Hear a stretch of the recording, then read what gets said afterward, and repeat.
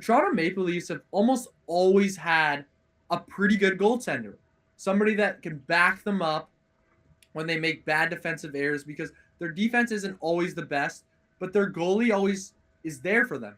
And they've had people like Frederick Anderson, who has been one of those players. Anthony Stolarz was pretty good last season. Joseph Woll's shown some potential. And they've always had Jack Campbell's another example, sorry. And they've always had somebody that's always been pretty decent for them.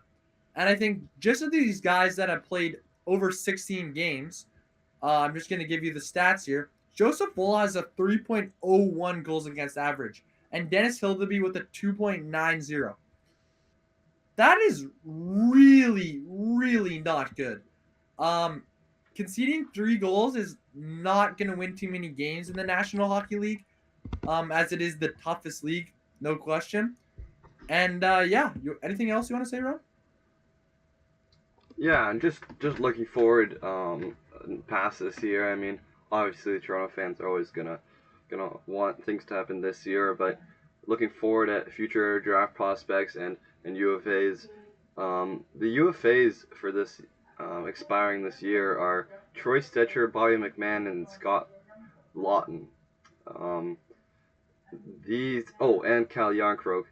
These players are essential to this team. They may not be the most highest point getters, but they are great depth players, and something needs to happen with these players for them to get any value out of them without letting them walk. So I'm interested to see what happens down the stretch here for players, especially like Bobby McMahon and Scott Lawton.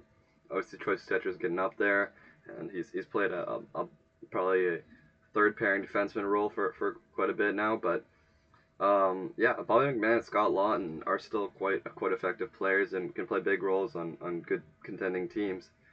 Um, yeah, and then talking future draft picks, we're looking at in the next 2 years, the Toronto Maple Leafs do not have a first round pick, and they do not even have a second round pick this coming year.